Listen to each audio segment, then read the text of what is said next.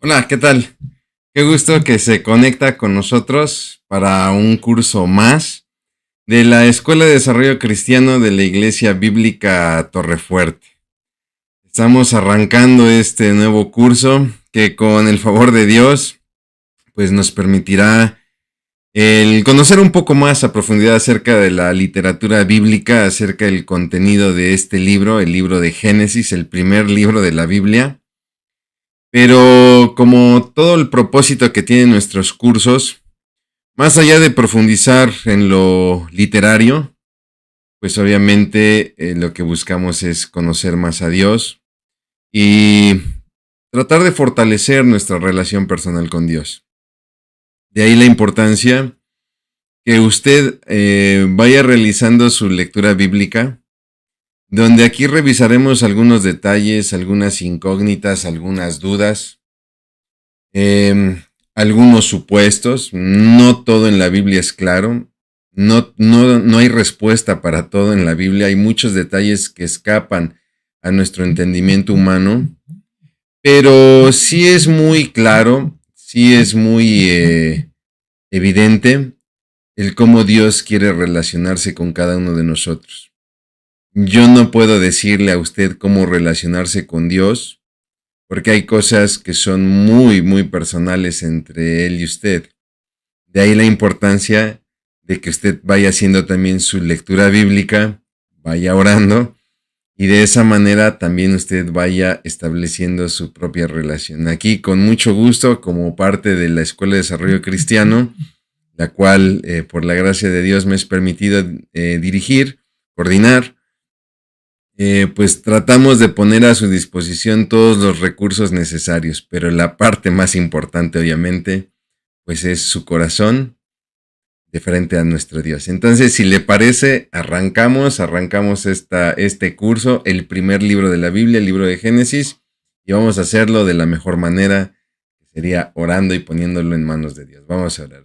Bendito Dios, te damos muchas gracias por este día, gracias Padre por todos los recursos dispuestos, Señor, por esta facilidad, Padre, de los cursos de manera virtual, pero sobre todo, gracias por tu palabra y gracias por ti, Señor, por ser quien eres, porque eres nuestro Dios.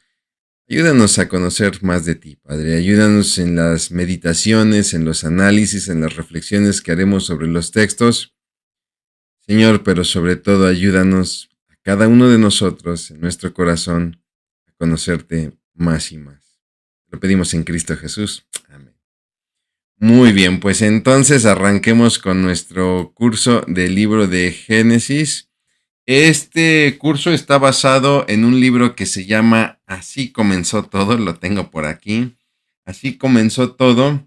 Es un libro que edita Ediciones Las Américas. Es como todos los estudios bíblicos de Ediciones Las Américas de esta serie. Son libros muy pequeñitos, como usted puede ver, son muy delgaditos, pero nos encantan porque son muy concisos, son muy puntuales, con estudios, con criterios muy centrados, ¿no? Muy centrados en la Biblia. Algo que nos encanta de estos cursos es que los autores son muy sinceros a la hora de especular, son muy sinceros a la hora de suponer, ¿no? No les gusta dar por hecho aquello, de lo cual la Biblia no es muy claro, y entonces nos presentan distintas, eh, ¿cómo decirlo? Nos presentan distintas posturas, ¿no? Distintas hipótesis sobre algunos hechos, aunque claro, aquellos hechos que sí son muy evidentes, que sí son muy claros, pues obviamente el estudio, el análisis, pues es maravilloso, ¿no? Entonces es así que estaremos basándonos en este libro. Así comenzó todo, de Ediciones Las Américas. Es un estudio comentado del libro de Génesis. Su autor, pues, es Arturo Collins, ¿no? Que bueno, pues es garantía, es un gran estudioso de la palabra. Y como puede ver usted aquí en la pantalla, le estoy colocando lo que serían los 12 capítulos de este libro, que como siempre lo hemos dicho, empatan muy bien con nuestras 12 sesiones de la Escuela de Desarrollo Cristiano, ¿no? Y es así que hoy arrancaremos con el primer capítulo, que es la creación del mundo, que vaya tema, ¿no? Y digo vaya tema porque es un tema que de hecho ha causado mucha polémica, sobre todo en los últimos años, porque se cuestiona mucho acerca de la creación del mundo, del relato bíblico de la creación del mundo, y ha sido tema muy importante en estos últimos años, sobre todo para todos aquellos que desarrollan una apologética bíblica, es decir, aquellos que se dedican a la defensa de la fe en las escrituras, ¿no? Lo iremos viendo un poquito conforme vaya transcurriendo esta clase, ¿no? Entonces, empezamos con la sesión 1, la creación del mundo. Y hablamos un poquito del libro de Génesis. Vamos a dar así como un esquema general y entraremos ya en materia, ¿no? Hablando de Génesis, Génesis en realidad ya es un título griego que se va a dar con la traducción de la Septuaginta, ¿no? En realidad el Génesis es parte del Pentateuco, de estos 5 primeros libros de la Biblia. Lo mismo, Pentateuco ya es un término griego que significa así como obra de 5 volúmenes, que ya es un nombre muy posterior a cuando se escribieron estos libros, que es un nombre que dará la Septuaginta cuando hará la traducción de todos estos textos originales hebreos al griego, ¿no? Entonces, en realidad el nombre original del Pentateuco es la Torá. Torá es un término hebreo que significa instrucción, ¿no? O norma. Muy ad hoc, sobre todo pensando en que pues el contenido básico de estos 5 libros, ¿no?, es precisamente la ley de Dios. Hablando ya más específicamente de Génesis, Génesis es el nombre griego, también puesto por la Septuaginta, ¿no?, donde la palabra significa algo así como fuente o genealogía también, ¿no? Y esto da la idea de el origen de algo, ¿no? El origen de algo basado en una fuente o en una genealogía. Esa es la razón por la cual la Septuaginta colocó el nombre de Génesis a este primer libro de la Biblia, que originalmente los nombres sobre todo del Antiguo Testamento van a adquirir su nombre sobre todo de las primeras palabras con las que abren los libros, ¿no? En este caso, el Génesis abre con las palabras Bereshit, que significa en el principio. Es un término, un vocablo en hebreo que significa en el principio. Entonces, el nombre original del Génesis en realidad sería el libro de en el principio, ¿no? Y bueno, ¿por qué es importante estudiar Génesis? Porque Génesis es el embrionario de los temas, de los grandes temas bíblicos, no solamente temas teológicos, sino de los grandes temas de fe, ¿no? Entendiendo por temas teológicos aquellos que son dignos de estudio, de análisis, de reflexión, pero también temas de fe, temas que impactan nuestra relación con Dios y nuestra vida espiritual, ¿no? Le pongo aquí algunos ejemplos donde Génesis es una de las principales fuentes de la antropología, desde la perspectiva bíblica, obviamente. No estoy hablando de esta antropología que se da hoy en las universidades, que obviamente tiene una perspectiva muy humanista, ¿no? En Génesis nosotros tenemos la antropología vista desde Dios, cómo Dios ve al hombre y cómo nosotros nos tenemos que concebir desde la perspectiva de Dios, ¿no? Donde nosotros no somos el centro del universo, no somos el centro de las cosas, no somos realmente los grandes creadores. Génesis nos va a enseñar que el creador es Dios y que nosotros somos parte de la creación, ¿no? Vendrán verdades también como el pecado, el origen del pecado, ¿no? Y con el pecado pues vendrá obviamente el juicio, y con el juicio vendrá también el tema de la salvación. Entonces me puedo seguir, ¿no? Y empiezo a narrar ya prácticamente los 66 libros de la Biblia. Yo puedo seguir, ¿no? Y puedo darme cuenta que realmente la importancia de Génesis será en el origen de todas estas grandes verdades. El autor, la tradición nos habla de que el autor es Moisés. Según la postura de la tradición, si Moisés es el autor, estamos hablando de una obra escrita por un solo autor. Cuando hablo de una obra me refiero al Pentateuco, ¿no? ya concebida como una totalidad, donde esto ha causado mucha duda, ha generado mucha especulación, más que especulación, pero ha causado mucha duda, se me fue la palabra, disculpa. Mucho escepticismo, esa es la palabra que quería, ¿no? Ha causado mucho escepticismo porque ¿cómo es posible que un hombre pueda ser el autor de estos 5 libros? Pero más que ser el autor de 5 libros, cualquiera podría decir, he conocido a gente que ha escrito cientos de libros, ¿no? Sí, pero sobre todo por el contenido de los 5 libros. ¿Cómo es posible que una persona sepa el origen de la creación, sepa el origen de la humanidad, sepa acerca del origen de las genealogías, del pueblo de Dios en particular, etcétera, ¿no?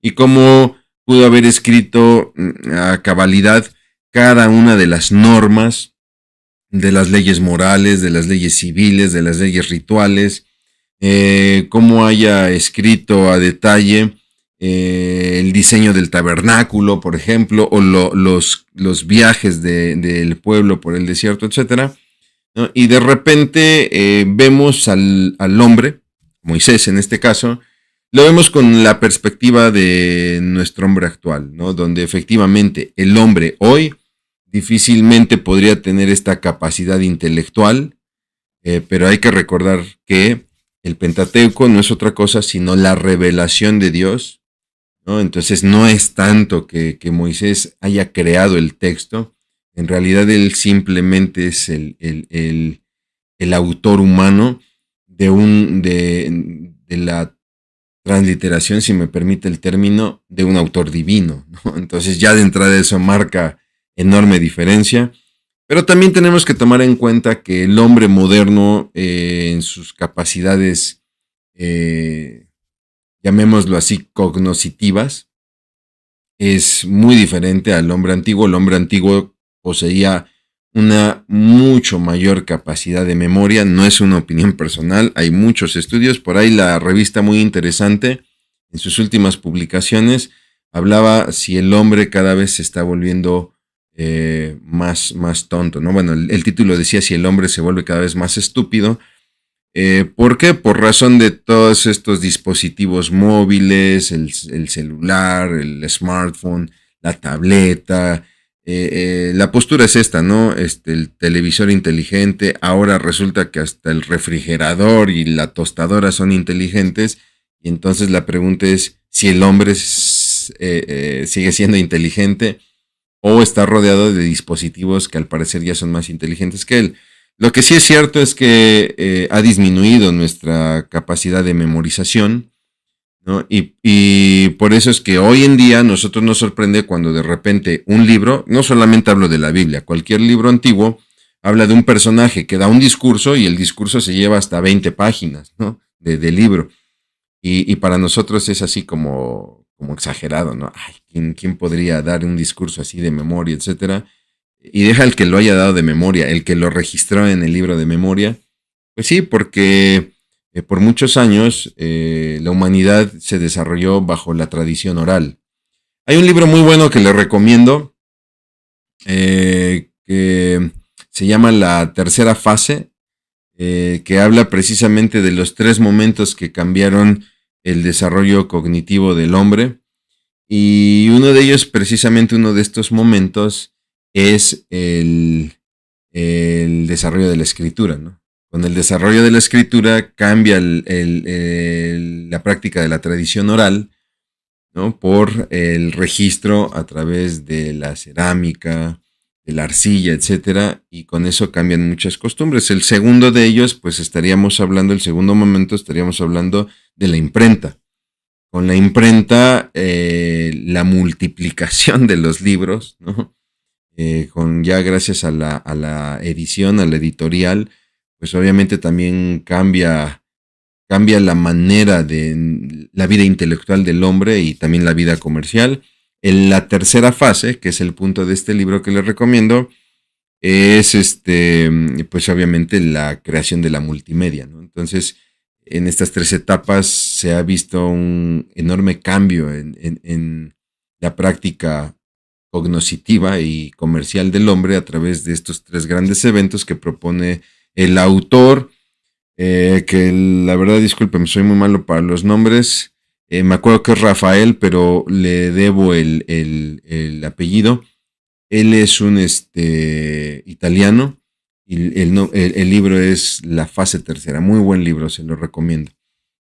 Pero regresemos al que nos ocupa, que es Génesis, cuyo propósito es mostrar a Dios como creador del universo y a Dios como creador de su pueblo. Ese es el tema central de Génesis. El tema central de Génesis no es la creación del mundo en particular, sobre el cual muchos han tratado como de minar con cierta, ¿cómo decirlo? Con cierta duda, ¿no? Con cierto escepticismo. Sino más bien el propósito de Génesis es que nosotros veamos a Dios como el dueño de todo y Dios como el dueño de su pueblo. A ver, voy de nuevo, repito esta idea porque creo que es muy importante, ¿no? Génesis no fue escrito para que tú y yo estemos discutiendo si sí es verdad, si no es verdad, y entonces qué pasa con los dinosaurios, y entonces qué pasa con las eras geológicas registradas en la corteza de las piedras o en la corteza de los árboles, ¿no? O si hay vida en otros planetas, y qué pasa con los ovnis, y por qué la Biblia no los describe, y cosas por el estilo, ¿no? No es el propósito de Génesis explicar todas estas cosas. El propósito de Génesis es que tú y yo entendamos que este mundo le pertenece a Dios y que tú y yo somos parte de su creación y por lo tanto le pertenecemos a Él, te guste o no. Y que vivimos en un mundo, si lo quieres ver así, prestado, donde más adelante veremos, somos puestos con una tarea, pero también fallamos y entonces se vuelve adversa nuestra situación dentro de este mundo prestado, ¿no? Sin embargo, con el humanismo llegó una idea completamente contraria, ¿no? El hombre es dueño de todo porque pareciera que el hombre es la causa y el fin de todo y la creación, el mundo, está a su merced, ¿no? Entonces, el propósito de Génesis, no lo perdamos de vista, es que entendamos que no, que Dios es el autor de esta creación y Dios es el autor, el creador de su pueblo, el cual no solamente Él crea, sino que inclusive Él lo libera, lo pueden estudiar ahí en el libro de Éxodo, lo libera y lo hace una nación, pero sobre todo para todos aquellos que de repente cuestionan por qué Dios tiene preferidos, ¿no? Es que por qué Dios tiene a Israel como su pueblo preferido, no que Dios es amor y que nos ama a todos. Bueno, el hecho de que se tenga un preferido no quiere decir que se aborrece al resto, ¿no? Dios nos ama a todos, pero Él tiene su pueblo. Y tenemos que aprender a vivir y a entender eso, ¿no? De repente se dan estos movimientos cristianos donde en aras de querer gozar del amor de Dios, piensan que lo lograrán en una mayor manera si se vuelven una especie de hebreos, de judíos, ¿no? Y empiezan a replicar prácticas judías en su vida cristiana, ¿no? No, Dios nos ama a todos, pero Él tiene su pueblo y tiene todo el derecho de amar a su pueblo. ¿Por qué? Porque Él lo creó. Le voy a poner un ejemplo. Sé que parece muy tonto el ejemplo, pero es así de fácil y sencillo. ¿Recuerda usted cuando íbamos a la primaria y venía el recreo, ¿no? Salíamos todos a recreo, pero de todos los niños que salíamos al recreo, uno llevaba su pelota. Pues él era el dueño de la pelota, ¿no? Y prácticamente pues se jugaba lo que el dueño de la pelota quisiera jugar. Si él quería jugar gol para, o si él quería jugar, no sé, fútbol 5, fútbol 7, los que fueran, lo decidía el dueño de la pelota, ¿no? Mi hermano, mi hermana, Dios es el dueño de la pelota, Dios es el dueño del balón, Dios es el dueño de todo.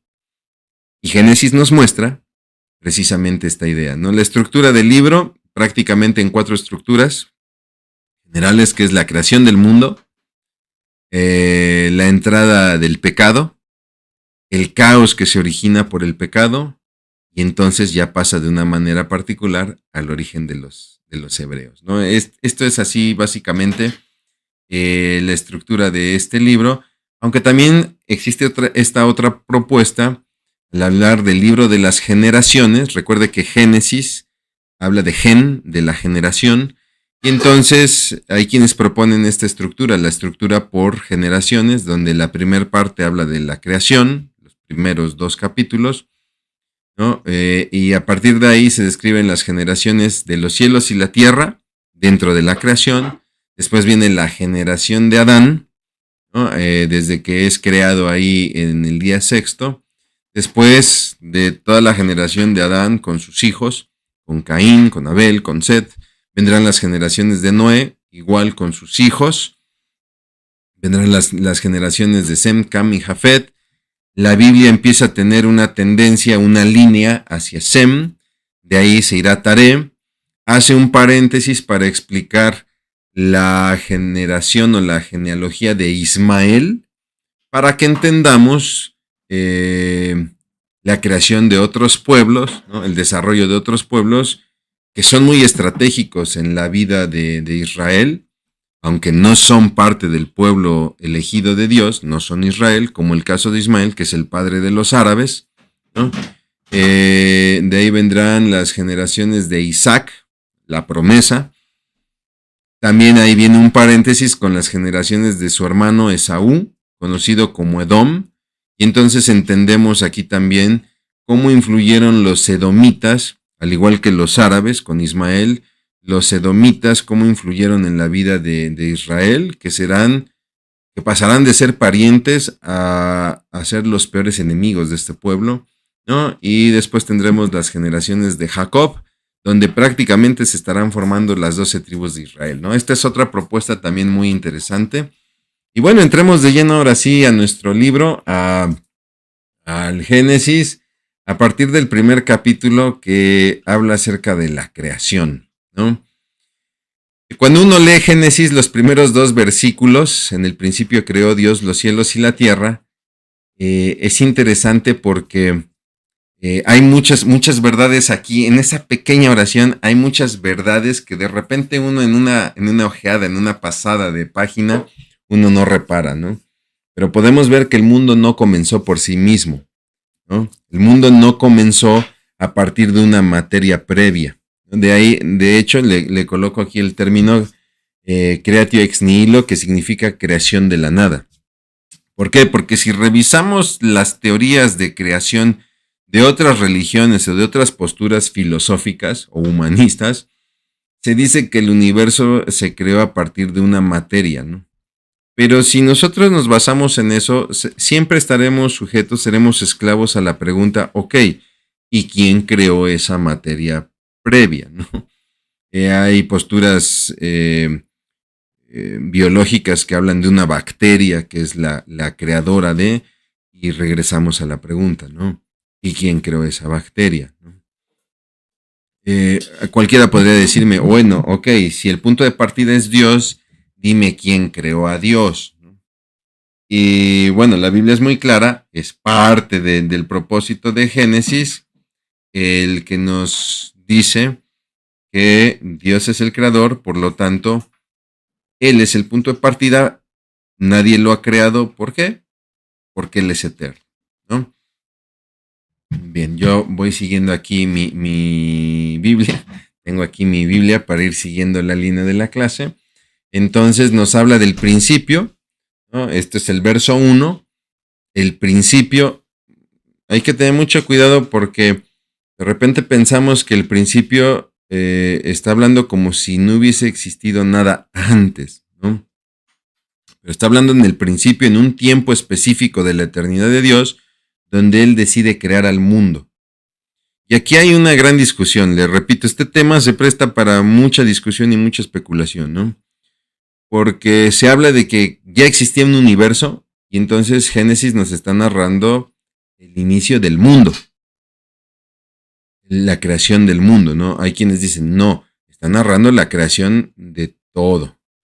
La pregunta sería, ok, si se está narrando la creación de todo, entonces, ¿cuándo aparece, por ejemplo, los ángeles, cuando aparece la rebelión de Satanás, etcétera, ¿no?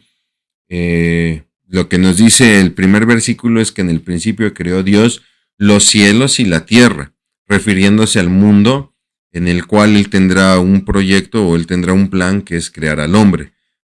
para lo cual veremos en 5 días previos cómo creará este mundo en particular, ¿no? Y cómo lo hará idóneo para ser habitado, ¿no? Y de ahí colocar al hombre.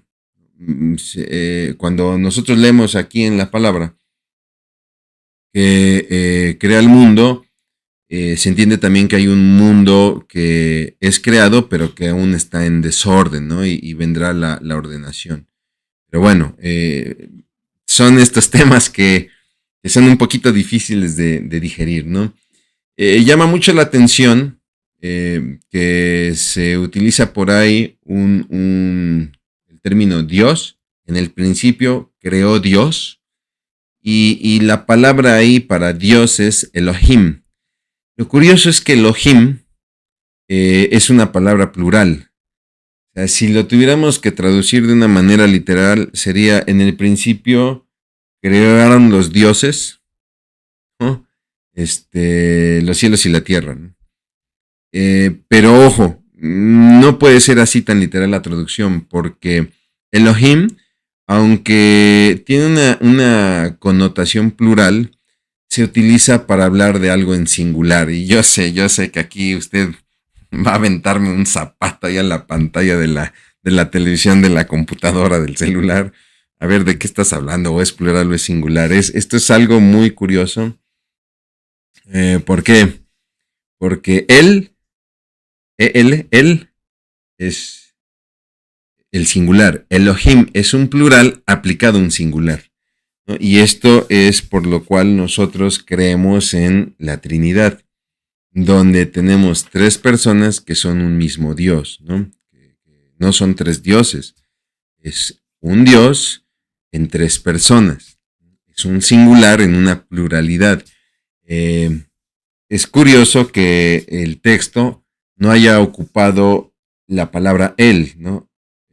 Sino esta pluralidad. En el principio Elohim, que es un plural que habla de una deidad suprema, ¿no? Y le pongo ahí precisamente entre paréntesis el fuerte, es decir, es aquel que no necesitó de alguna ayuda externa o previa, ¿no? Toda la creación, él es autor de toda la creación sin ninguna materia previa, pero le repito ahí en el versículo 2, nos habla de que esta tierra, estos cielos y esta tierra, pues están desordenados y vacíos, ¿no? Y es curioso también cómo se narra que el Espíritu de Dios dice que se mueve sobre la haz de las aguas, ¿no? Y esto nos habla de un control de parte del Espíritu. En medio del caos, Dios siempre tiene el control. Esta creo que es una enseñanza muy hermosa. Por eso le decía yo que lo hermoso de estudiar la Biblia es que sí es cierto, empezamos a analizar, empezamos a reflexionar sobre algunos datos, pero lo maravilloso es que también nos permite conocer un poco el carácter, ¿no? El carácter de Dios. Y Dios aquí nos está mostrando que aunque la tierra era un desorden, no perdía el control. Su Espíritu Santo se movía en medio de ese caos y no, Dios no perdía el control, ¿no? A partir del versículo 3, donde se da la primera orden, sea la luz y fue la luz, lo que empezamos a ver es cómo Dios empieza ya a trabajar sobre ese caos, ¿no? Entonces, pasamos a los días de la creación, vámonos al primer día, donde se crea la luz para eliminar las tinieblas, y esto se da a la orden de su voz. Por ahí le pongo precisamente aquí el Salmo 33:9, que dice el salmista, cuando habló, está hablando de Dios, el mundo comenzó a existir, tan solo por su palabra, ¿no? Apareció por la orden del Señor. No tuvo que utilizar algún método con materia previa, ni con un proceso previo, ¿no? Simplemente fue a la orden de su voz para que toda la gloria y toda la autoría sea de él, ¿no? Es curioso aquí porque si nosotros hacemos un análisis, la luz fue creada en el día 1, sin embargo, el sol es creado en el día 4, y entonces viene la pregunta, ¿no? ¿Puede haber luz sin sol? Bueno, Tenemos que recordar que en realidad Dios es la fuente de luz. Dios es quien produce la luz. Lo podemos ver ahí en Apocalipsis. Déjenme, me apoyo aquí de mi Biblia. Cuando nosotros vamos a Apocalipsis, ahí en el versículo 21, perdón, en el capítulo 21, en el verso 23, cuando habla de la Nueva Jerusalén, dice, y la ciudad no tenía necesidad de sol ni de luna para que resplandezcan en ella, porque la claridad de Dios la iluminó y el Cordero era su lumbrera, ¿no? Lo estoy leyendo aquí en la Reina Valera 9, en Nueva Traducción Viviente, dice, la ciudad no tiene necesidad de sol ni de luna, porque la gloria de Dios ilumina la ciudad y el Cordero es su luz, ¿no? Entonces, si tuviésemos que dar una explicación de esto, ¿cómo es que había luz si todavía no era creado el sol? Bueno, es que hay que recordar que Dios mismo es la luz, ¿no? Sin embargo, ahí Dios habla de que sea hecha la luz, y entonces a la luz le llama día y a las tinieblas le llama noche, y viene un calificativo de aprobación de Dios, ¿no? Vio Dios que esto era bueno. Sé que es muy corto el tiempo, que tendríamos que analizar muchos detalles. Yo lo que le recomiendo también a la par es apoyarse de un buen comentario bíblico para ir viendo estos detalles, ¿no? Donde de repente nos pega el corazón escéptico y decimos, ajá, y si esto pasa así, entonces, ¿qué hubiera pasado? Si pasa X, ¿por qué no se da Y? Le pongo un ejemplo, ¿no? Si Dios es la luz y no existía el sol, entonces, ¿para qué declara que haya luz si Él es la luz, ¿no? Entonces entramos en una dinámica complicada que nos llevaría mucho tiempo, pero lo que sabemos es que cuando Él crea los cielos y la tierra, al menos en esa creación hay un caos. Lo vemos en Génesis, hay un caos, y donde Dios está ordenando que haya luz, ¿no? Es precisamente en el caos de estos cielos y esta tierra que ha creado, ¿no? Pero pasemos entonces a lo que sería el día 2, porque hay que arreglar, ya se arreglaron las tinieblas, ahora hay que arreglar las aguas, que también son un caos, aunque el espíritu se está moviendo en el haz de ellas, ¿no? Y está teniendo control, no pierde el control, pero es importante que también sean ordenadas las aguas, y entonces viene la segunda orden, ¿no? Las aguas contiguas mezcladas hacían inhabitable el mundo, entonces a la orden de Dios, Él pide que se separen las aguas. Lo tengo aquí en el día 2. Entonces dijo Dios que hay espacio entre las aguas, ¿no? Para separar las aguas de los cielos y las aguas de la tierra. A las aguas de arriba, entonces ya les determina un nombre, ¿no? Que es el cielo. Y lo curioso es que en este segundo día no hay una declaración de aprobación. De todos los días es el único donde no se dice que vio Dios lo que había hecho y que era bueno, ¿no? Simplemente se da esta narrativa. Pasamos al tercer día, donde se crean las plantas y los árboles, donde, bueno, hay una obra que este tercer día está dedicado sobre todo a las aguas de abajo, ¿no? Es decir, no al cielo. Para eso pasaremos al día 4. Ahorita Dios va a trabajar sobre el suelo, o bueno, sobre el agua, sobre el mar. Y entonces lo que va a hacer en el tercer día es que va a juntar las aguas a la orden de su voz. Él ordena que se junten las aguas para descubrir lo seco, y entonces viene también el nombramiento de dos cosas, ¿no? Las aguas que se juntan, Él las llama mar, y a lo seco Él lo llama tierra. Y nuevamente viene este calificativo de aprobación, donde vio Dios lo que había hecho y manifestó que era bueno, ¿no? Y entonces en la tierra, en lo seco, Dios coloca plantas para dar frutos según su género. Esto es muy importante. Según su género quiere decir de acuerdo a su naturaleza. Hoy en día el hombre a través de la genética ha tomado especies de plantas, de animales y de repente ha querido hacer modificaciones genéticas, ¿no? Pero hay que tener mucho cuidado en ese sentido cuando tratamos de alterar la naturaleza de lo que Dios ha creado. Por favor, no me malinterpreten, no quiero sonar aquí amarillista o si me permite usted el término, no quiero sonar como persinado, ¿no? Porque también es una realidad que gracias a la genética se ha logrado encontrar la cura de muchas enfermedades. Tan solo pensemos en las vacunas, muchas de las vacunas son modificaciones genéticas, ¿no? Y gracias a la modificación genética de la naturaleza de muchas plantas o animales, ¿no? Es que hemos logrado encontrar la cura de muchas enfermedades, ¿no? Pero también es muy cierto que de repente hemos modificado la naturaleza de plantas y animales simplemente por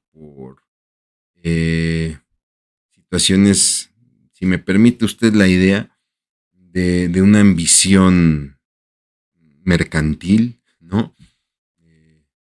Hipercapitalista, donde en aras de vender, le pongo el ejemplo que es muy conocido, ¿no? En aras de, yo soy un productor de leche, entonces en aras de producir más leche, yo exploto la genética de las vacas para que se produzca, se cuatriplique la producción de leche y en esta alteración a su genética es donde de repente aparecen inclusive hasta enfermedades en el producto, en la leche, ¿no? Por el químico o la bacteria o el elemento que uso yo para afectar esa genética, ¿no?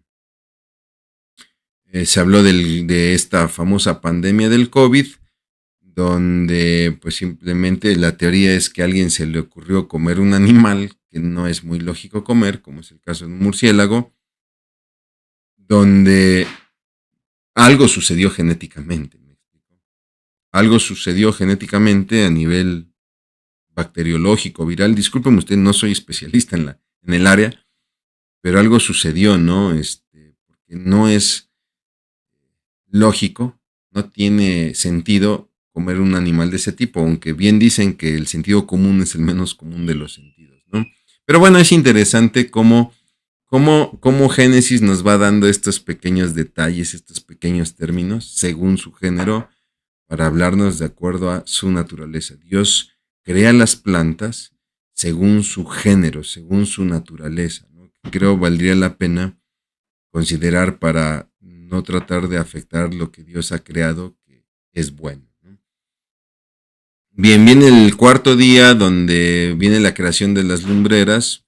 Ahora viene un enfoque en la tierra, perdón, en los cielos, va de la tierra a los cielos, ¿no? Y entonces Dios crea las luminarias, ¿no? Y con esto prácticamente ya está cerrando el trabajo en los cielos y de hecho ha cerrado el trabajo en la tierra, ahora va a cerrar el trabajo en los cielos para que en los días posteriores vengan los habitantes de la tierra y los habitantes de los cielos, ¿no? Y entonces aparecen el sol y la luna para realizar su función. Si nosotros leemos aquí el libro de Génesis, si usted me va siguiendo ahí en su Biblia, usted puede notar que describe la creación de los astros con un propósito y nos da los propósitos, ¿no? Que son distinguir el día de la noche, que van a servir de señal, que nos van a servir para separar las estaciones y van a servir para alumbrar la tierra, ¿no? Distinguir el día y la noche, pues es muy claro, ¿no? Normalmente nosotros representamos el día con el sol y la noche con la luna, ¿no? Porque es como, son como los astros evidentes de cada uno, ¿no? Aunque también sabemos que de repente es de día y se logra ver la luna, ¿no?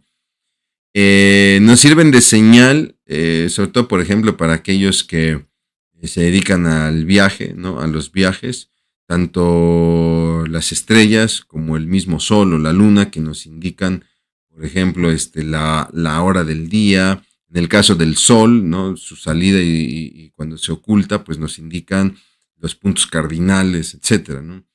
para la separación de las estaciones, que ahora científicamente sabemos que el invierno se da cuando la Tierra se aleja del Sol y el verano se da cuando la Tierra está más cerca del Sol, ¿no? Y bueno, pues de esta manera nosotros podemos ver cómo Dios ha colocado los astros para que realicen una función. De repente nos queda la idea de que Dios colocó los astros como para adornar un cuadro que Él ha hecho, ¿no? Y esto va más allá. Podemos ver que hay una función muy, muy interesante, ¿no? Llegamos al quinto día, donde ahora sí es momento de la habitación. Y entonces Dios crea a las aves y a las criaturas marinas. Empieza primero por los habitantes de los cielos y de los mares, ¿no? Y entonces se empieza ya el proceso de poblar el mundo, ¿no? Y entonces, ya que Dios ha preparado la habitación en los cielos y en los mares, les crea estas aves y estas criaturas marinas y les ordena que fructifiquen y se multipliquen, ¿no? Y entramos entonces al sexto día, que podríamos llamarlo así como el día cumbre. ¿Por qué? Porque pues obviamente viene la creación del hombre. Antes va a crear a los animales de la tierra, donde la Biblia nos habla de tres tipos de animales, ¿no? Que es el ganado, que son los reptiles, y las bestias. Hace esta separación, ¿no? El ganado, hablando de lo que nosotros hoy en día llamaríamos como animales domésticos, ¿no? O animales que pueden ser domesticados. Si no había hombre, pues no hay quien los domestique. Pero una vez que aparece el hombre, son estos animales que son susceptibles a ser domesticados. Interesante la separación que hace de los animales domésticos y de las bestias, ¿no?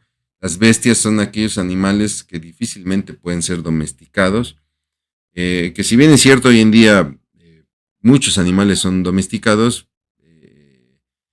quizá por algunos métodos no tan convencionales. La realidad es que hay muchos animales que es muy difícil domesticar. ¿Quién de nosotros tendría, por ejemplo, de mascota un tigre, ¿no? El tigre es uno de los animales que difícilmente logran ser domesticados, ¿no? Usted me podrá decir, mi hermano, en el circo hay tigres. Sí, pero con mucho cuidado, con rejas, con látigo, etcétera. No, discúlpeme, no era yo muy aficionado al circo. Pero aún así, digo, si nosotros vemos un león, creo que el león es más fácil de domesticar. A un animal se le domestica por el estómago, ¿no? Influye mucho el que nosotros los controlemos a través del alimento, pero el tigre es muy, muy complicado, ¿no? ¿Qué me dice usted, por ejemplo, de un cocodrilo, ¿no? Por ponerle uno de los tantos ejemplos. Y llama mucho la atención como de esta clasificación entre los que son susceptibles a ser domesticados y los que no, hace la separación de los reptiles, ¿no? Hay muchas teorías al respecto. Algunos dicen que hace esta separación para dar a entender de aquellos animales que podrán servir de alimento y aquellos que no. Los que podrán servir de alimento serán aquellos que la Biblia habla como ganado, los que no son aquellos que habla como reptiles y como bestias. Pues está ahí la teoría, ¿no? Aunque se le puede debatir esta teoría. ¿Por qué? Porque para este entonces el hombre no estaba diseñado para comer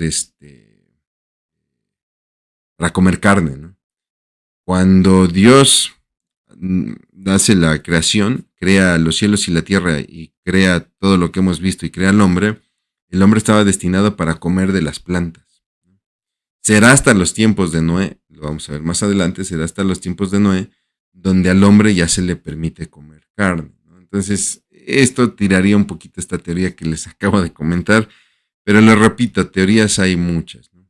Lo que sí es que en el día 6 se da una sesión cumbre, donde Dios dice, hagamos al hombre en nuestra imagen y semejanza. ¿Con quién está hablando Dios, ¿no? Muchos dicen, es que le está hablando a los ángeles. Bueno, no vemos en ningún pasaje de la Biblia donde Dios haga un consenso con sus ángeles, ¿no? Donde les informe o les pregunte o les pida opinión, ¿no? Entonces la pregunta es, ¿a quién Dios le está consensando la creación del hombre? Prácticamente está compartiendo su plan de creación del hombre.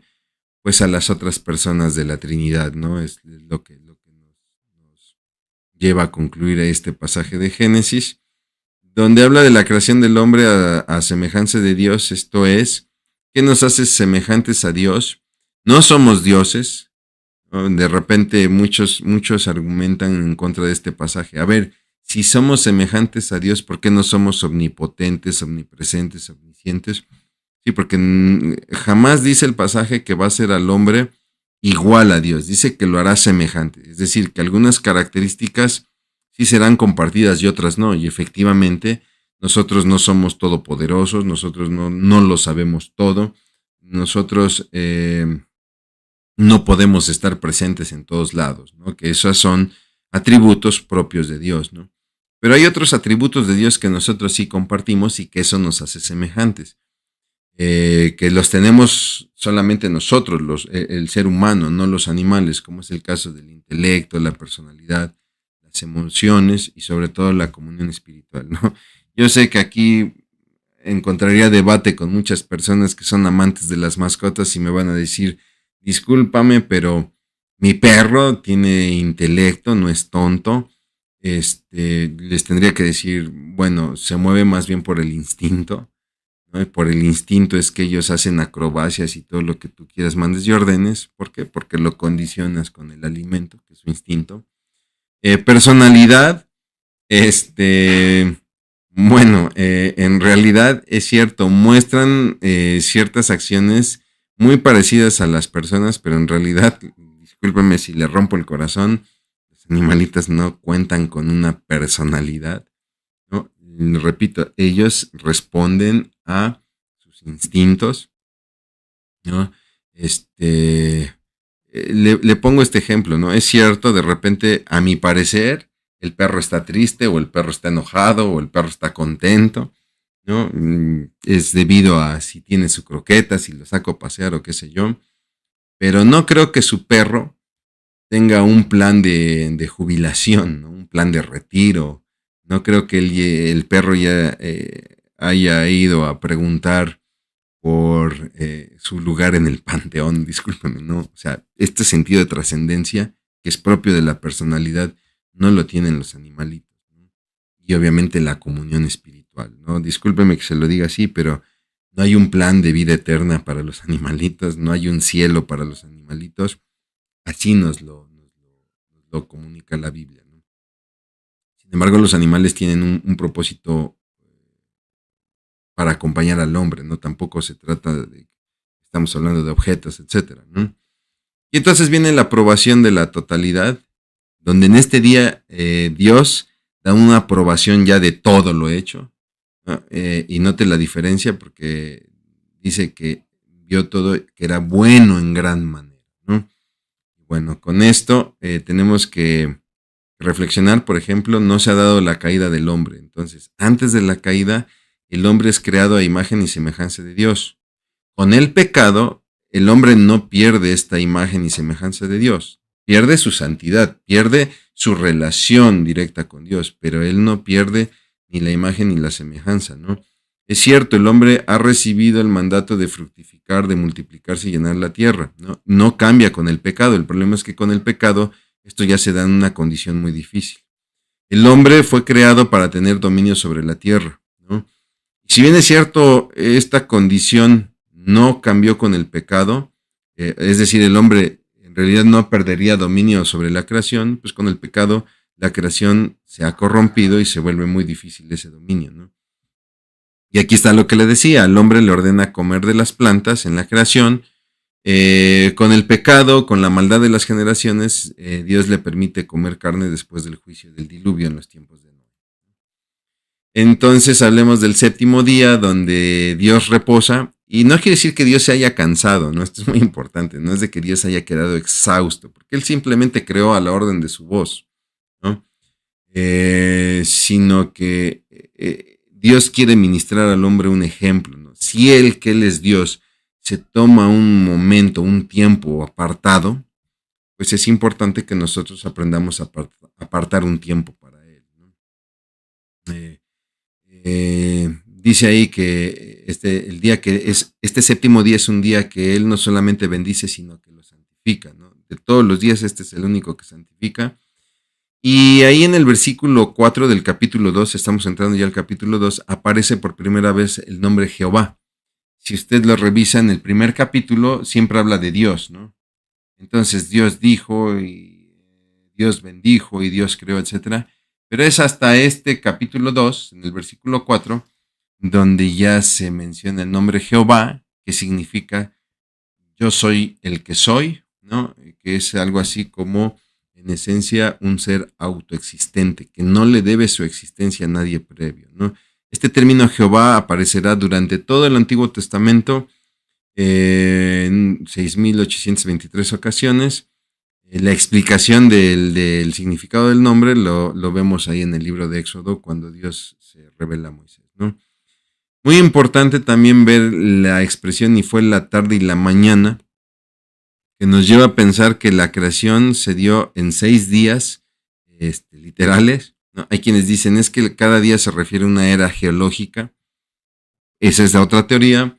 Nosotros pensamos que en realidad sí fueron días de 24 horas por esta expresión muy característica, que si fueran eras geológicas no tendría razón de ser, ¿no? Muchos dicen que son eras geológicas y se basan en un pasaje de Hebreos, ¿no? Donde un día para Dios son como 1000 años y 1000 años como un día. Pero si aplicamos la hermenéutica, recordemos que ahí el pasaje está hablando acerca de que a los hombres las promesas de Dios les parecen tardanza, ¿no? Y que muchos han olvidado a Dios porque dicen, pues Dios habló de que iba a traer un juicio y pues ya cuánto ha pasado y no sucede nada. Y entonces viene la expresión, ojo, cuidado, ¿no? No trates de medir el tiempo, tu tiempo con el tiempo de Dios, ¿no? Pero no es como un argumento que haya sido creado para explicar las eras geológicas, ¿no? Eso por un lado. Y por otro, pues hablar de la tarde y la mañana no tendría razón de ser si no se habla de días de 24 horas. También es muy común que en todo el Nuevo Testamento, cuando aparece el término día más un numeral, como el segundo día, el cuarto día, el séptimo día, siempre se está refiriendo a días solares, a los días tal y como los conocemos, ¿no? Viene un nuevo relato de la creación a partir del capítulo 2 de Génesis, y para ser específicos, a partir del versículo 4, donde se menciona por primera vez el término Jehová, donde hay una narración, una nueva narración de los sucesos ya descritos en el primer capítulo, pero con otro enfoque, ¿no? De ahí que empieza el pasaje, estos son los orígenes de. Y entonces nos habla ahora de la creación de una región en particular, que es el huerto, que se piensa estaría en la región de Irak, sobre todo por la descripción de 2 ríos que sí son conocidos por nosotros. Dice la palabra que el huerto está en 4 ríos, pero en realidad de esos 4 ríos, al menos 2 sí conocemos, que son el Tigris y el Éufrates, que delimitan la región de Irak, ¿no? Habla acerca del hombre que es puesto en este huerto, describe el capítulo 2 y lo coloca para trabajar y cuidar el huerto, ¿no? Ya le da ahí lo que llamamos una mayordomía, un encargo, ¿no? Dios crea a la mujer ahí como ayuda idónea y hay que tener mucho cuidado con este término. Ten mucho cuidado porque en realidad este término de ayuda idónea habla de una condición igual. O sea, discúlpeme, pero Dios no le creó a Adán una sirvienta, ¿no? Esa no es la ayuda idónea, ¿no? Sino que crea un ser que desarrolla una comayordomía, ¿no? Es decir, que tiene una misma importancia de mayordomía. Aquí se da la restricción del árbol de la ciencia del bien y del mal con la advertencia de que el día que de él coman, ciertamente morirán, ¿no? Y en la creación del hombre y la mujer vemos nosotros principios para el modelo del matrimonio que vale la pena rescatar, ¿no? ¿Por qué? Porque el matrimonio es un acto unido por Dios, ¿no? Cuando Dios dice haré ayuda para él, ¿no? Vemos que el autor es Dios, ¿no? En una relación heterosexual, ¿no? Donde habla de un hombre y una mujer. Jamás en el diseño de Dios se habla de hombre-hombre o de mujer-mujer, ¿no? Es una relación monógama. Habla de un hombre al cual le va a crear una mujer, ¿no? No le dice allí, le voy a hacer ayuda idónea y le hace un harem, ¿no? En el modelo de matrimonio que nos muestra Génesis, la mujer es formada del costado del hombre, no de sus pies. La mujer nunca fue diseñada para ser inferior al hombre. Esto es muy importante, sobre todo por el contexto de muchas religiones que sí ven a la mujer como un ser inferior, ¿no? La relación interdependiente en el matrimonio. Esto quiere decir que uno depende del otro y el otro depende del uno, ¿no? Por eso es que Adán dice, es que esto es hueso de mis huesos y carne de mi carne, es otro yo, ¿no?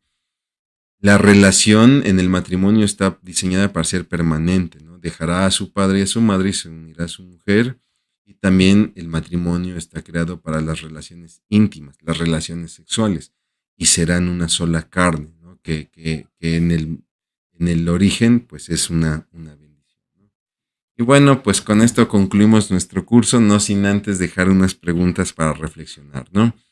¿Cómo califica usted a la creación? ¿Qué le parece a usted de la creación? Porque a Dios le pareció buena, pero usted, ¿cómo se expresa de la creación?